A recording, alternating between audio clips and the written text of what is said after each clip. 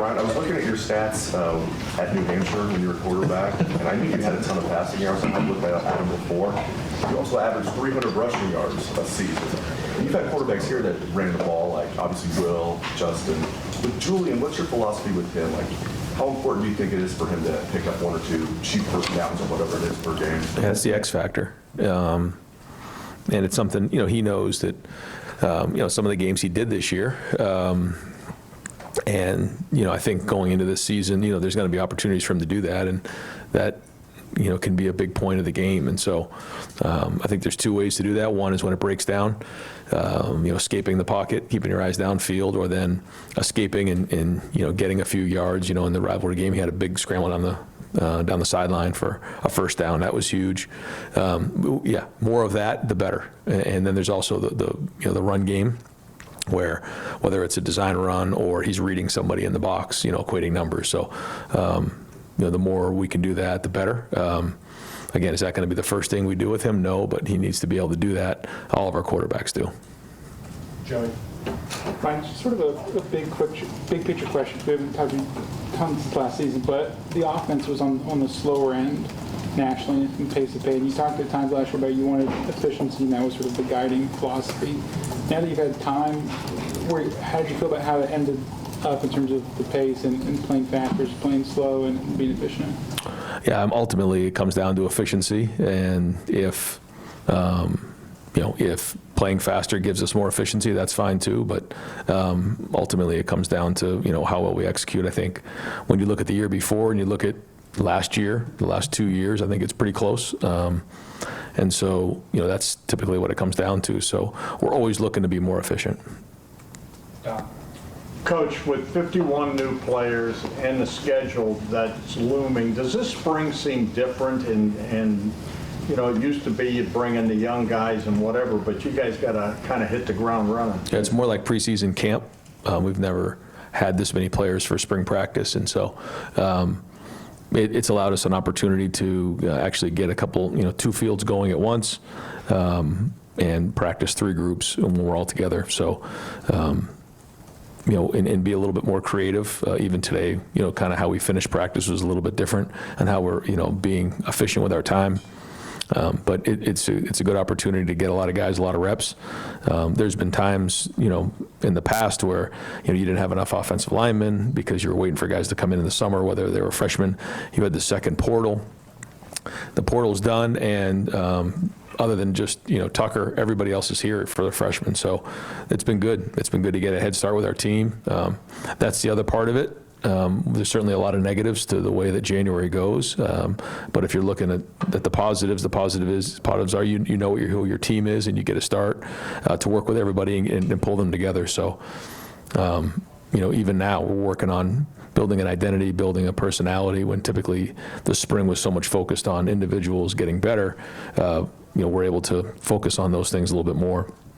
But to your point, 51 new players, we're just learning. One of the goals is to learn how to practice, because we might play 15, 16, 17 games, but the goal ultimately is to practice at a high level as well. So that means you're talking about more than 120 some odd practices from now until the end of the year.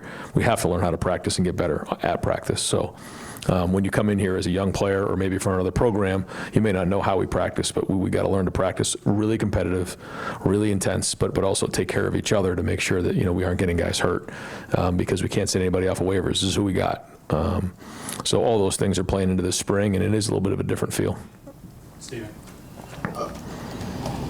You guys haven't necessarily rotated time at different skill position groups throughout the year, but as you've talked about with how evaluations are so important, and like obviously the financial aspect of some of this stuff. You take a guy like Devin, you gave him 300 plus snaps last year. I'm assuming you're expecting that to maybe pay off because of what he was able to do last year. Do you guys maybe want to approach that with younger players more, like what you did with Devin last year, where whether it's Jay Timmons, whether it's Chris Henry Jr., but like get these guys on the field as quickly as possible to find out what they are and whether or not your investment is worth, a long-term thing, essentially, if you get what I'm saying? Yeah, I think the first thing we always want to do is win the game, as we know. But then from there, we want to put the best players on the field.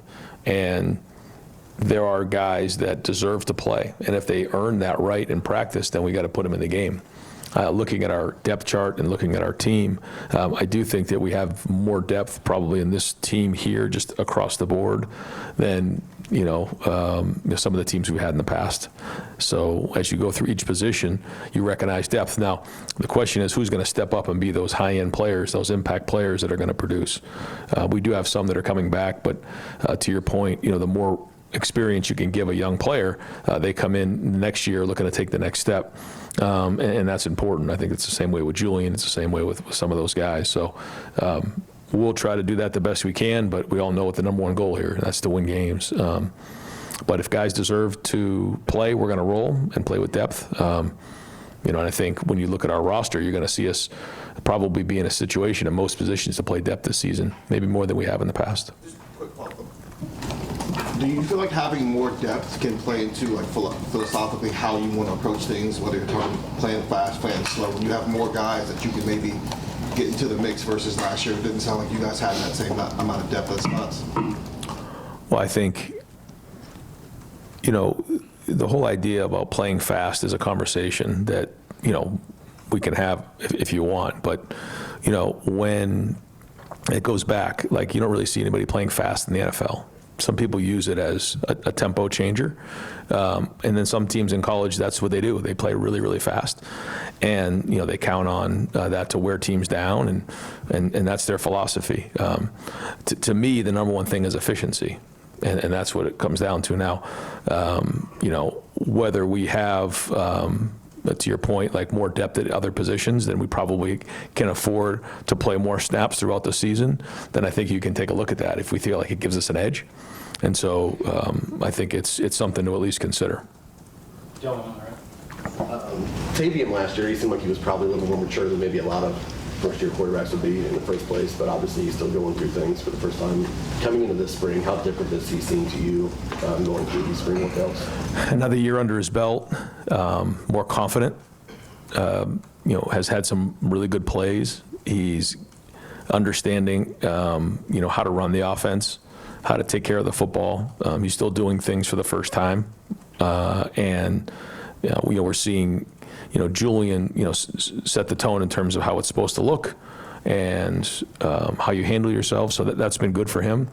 But he needs to play, and the more reps he gets, the better he'll be. If you watched him, during that pro day, he throws a beautiful ball and has the size and all those things. It's playing the game that he needs to continue to do, and the preparation for what we're asking our quarterbacks to do. So there has been improvement there. There's another year of maturity, but he has to come in every day with the expectation that he's playing in the second game against Texas. That he's got to go win, these big games, and that's a big responsibility. Sometimes when you're a backup, you don't feel all that coming on you like you're the starter, but that's the approach he has to have because he's one snap away. Adam on the right. Earl Little lost his black stripe after just 5 practices. What have you seen from him both on the field and then as a leader already acclimated to this locker room? Earl Little? Yeah. Yeah, Earl, first off, the guys know him, so, Brandon sort of grew up with him, Jeremiah, some of the South Florida guys know Earl, and then obviously the Bama guys know Earl from when he was there. So, I think, he quickly assimilated in terms of just socially with the guys, and then on the field, plays fast, plays twitchy, communicates well, did a great job in the weight room with Mick. So all of those things you could just see naturally as he went into the spring. You felt like this was going to go well. Then you start to see his play on the field. And, the first time we're tackling and scrimmaging, he's the first guy showing up, making tackles and making plays, and just jumped off the screen right out of the gate. So good for him. He's somebody that saw what we did last year, and I think really liked the scheme part of it. But you'll have to talk to him. But the feedback we're getting from him is he really enjoys the culture, loves the competitiveness.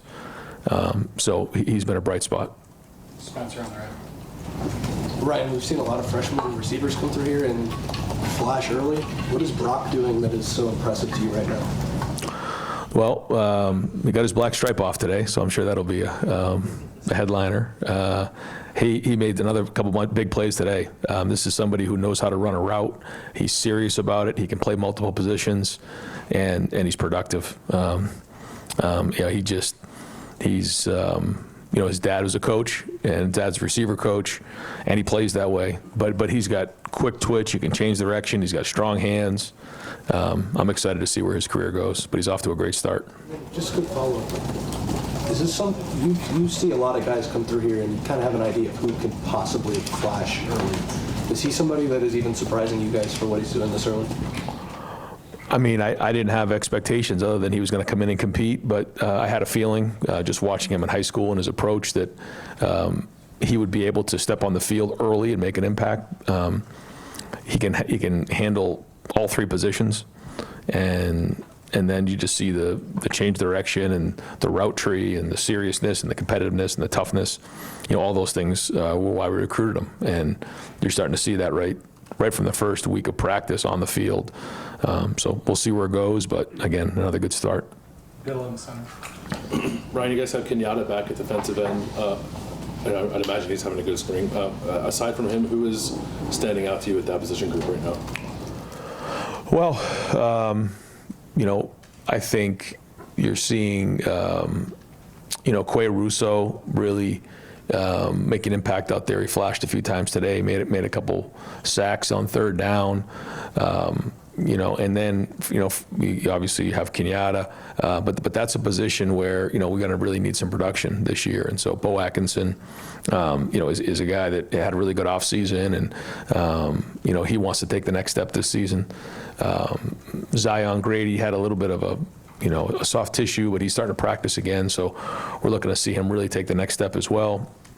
And then you have some of the younger guys. You have Epi and some of those younger guys that need to step up into those roles. So, we'll see, but, they're working hard at it, and we'll take a look at the film and see how they did. But they got in the backfield a few times today, so that was a good start. But we know, what that job entails, is getting the quarterback on third down and stopping the run and setting the edge on first and second.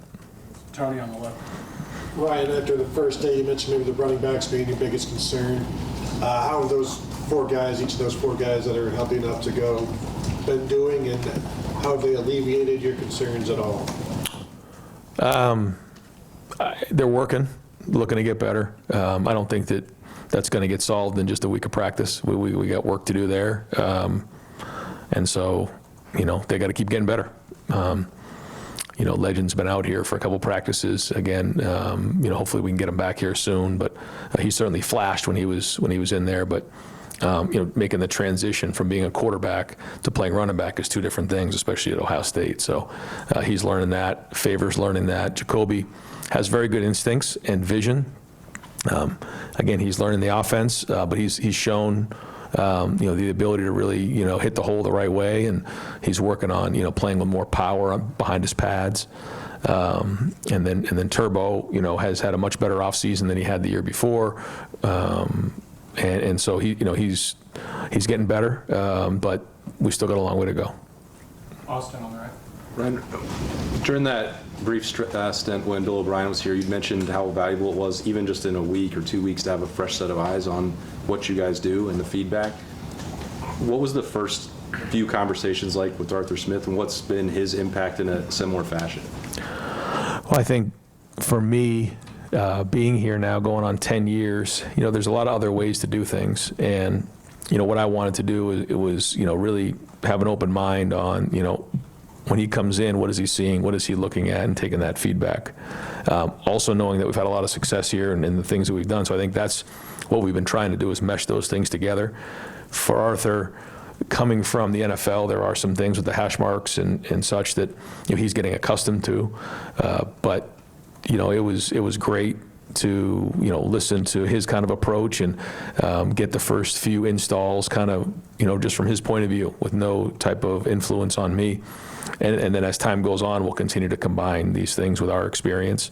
But it's been good. He's a really good communicator. He is very, very intelligent.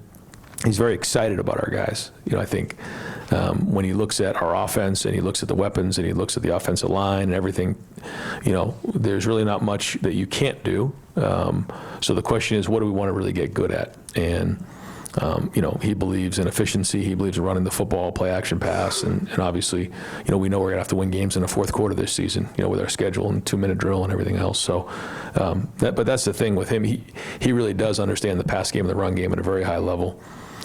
So it's been great, and I think it's been good for our offensive staff to see a different way to approach things, but also not losing our identity. Brian, you talked a lot about the philosophy of putting together a recruiting class in the fall and as you get close to signing day. With that in mind, has that changed at all, what you want to accomplish in the spring as you guys host dozens of kids each kind of weekend? Does that maybe change what you want to accomplish as you go to the summer, knowing that there might be a wave coming in October and November? Every time we practice, it's a showcase for our guys. It's a showcase for our program. It's an opportunity for recruits to come in and watch our coaches play, watch the competitiveness of our practices, be around our culture, see our city. So these are great opportunities every time we have recruits in a building. So, the weekdays are usually good for those who are on spring break, and then the Saturdays are dynamite. So this weekend is a big one for us. We have our Student Appreciation Day, and we're expecting a big crowd. So these are great opportunities. And the idea now more than ever is to make sure that these guys know exactly who we are, what the program is, what the culture is, open up our doors, and then decide if this is what they want. Because I've said it before, Ohio State's not for everybody. And us identifying those right people who are super competitive, understand that we're not allowed to have a bad day here is critical. And watching how we practice is great. But it's also good for them to get around, again, our coaches and see how they operate, see how they treat their players, see how they meet, see how they are on the field. And the more we do that, typically the closer the relationships get, and the more we get to learn about them, and that helps. We kind of feel like the more guys get on campus, and the more we get to know each other, the more accurate we are in terms of identifying the right people that fit us. Patrick in the center. Ryan, you guys have obviously had a lot of high-profile wide receivers come through, and I know everyone has their own path, but Chris Henry's kind of the first of that, post Jeremiah doing what he did as a freshman. How do you sort of keep him on the right track when he watched what Jeremiah did, and obviously Jeremiah's not the same as everybody else, but he saw that trajectory happen so quickly? Well, not only that, but he gets to see Jeremiah every day and his approach, so that's great. And then the other guys in the room, I mean, Devin and Kyle bring in a certain level of maturity to that room. Brandon is mature. So I think it's great for him to see that. And he's flashed. I mean, he's really had some nice plays. To play as a freshman's a lot. And so, he has to have the mentality that he wants to play from day one. And that he's starting in the first game. That should be his goal. Now, whether he does or not, we'll see. But, he has all the traits. He has all the skills. He has everything that we thought he would be in recruiting, we've seen on the field. So that's exciting. Sometimes that first few practices, you're not sure. To me, it's going to be his mindset, his approach. How quickly he learns things, how fast he adapts to the offense, and can take care of the football and play with the speed and physicality that it takes to play in the Big Ten. And if it comes week one, great. If it doesn't, then Garrett Wilson and Olave and Jackson and some of those guys, sometimes around mid-year, is when you start to see that impact. Would love to see him make an impact on special teams, like so many great players who have come before early on to get him on the field. But you think about Emeka, you think about Marvin, all those guys, they kind of started to make their impact about midway through the season. We'll see. I mean, there's no, time frame for us. I think about Jeremiah. He was an Iron Buckeye, and that's a big deal around here. One of the first freshmen ever to be an Iron Buckeye around here, and found his way on the field to be a starter right out on week one. So it'll be the same challenge for Chris. But he knows what it's supposed to look like, because he's got those guys in a room and keeps surrounding himself with Coach Mick and the strength staff and Cortez and Arthur, and he's going to have a good career here. Just got to keep working at it. But we everything we thought we saw in recruiting, we've seen on the field. Doug in the center. Ryan, we know how much the sport has changed in the last couple of years. The 51 new guys has come up a lot this spring. Would there have been a time a couple of years ago where if we said, hey, 51 new guys for spring, that you would have been nervous about that or worried about the culture, or can we keep going what we want to keep going here if we have that many new guys? Like, how did you think then? How do you think now about it? Yeah, if you had said that a few years ago, that wouldn't be very good. I'd be nervous. I think the first thing that comes to mind is we have this many guys coming at mid-year, which is unique. When typically, some of those guys would be coming in the second portal or in the summer. They're all here now. All kind of came at once. I'd have to go back and look and see if we ever had 51 new guys from January to like June, if that ever came. It's all kind of come at once, which I guess is a good thing. I think when it comes to the high school, the high school recruits who came at mid-year, a lot of those guys know what we are, so there's been a relationship there. They've seen it. They've been to games. They've been to practices, kind of like what we were talking before. The more these guys can be around our program, I think a guy like Chris Henry, I can't imagine how many games and practices he's been to over these years, camp, and so what happens is even though they're new guys, they've been around. They know kind of what it's supposed to look like.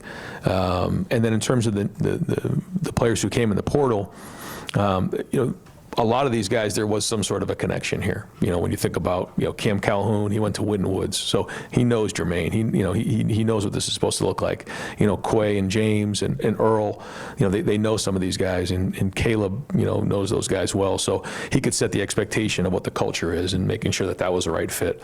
So Kyle Parker, he worked with Cortez. So this isn't just a bunch of guys coming in off the street that we don't know. Obviously, there's been relationships built.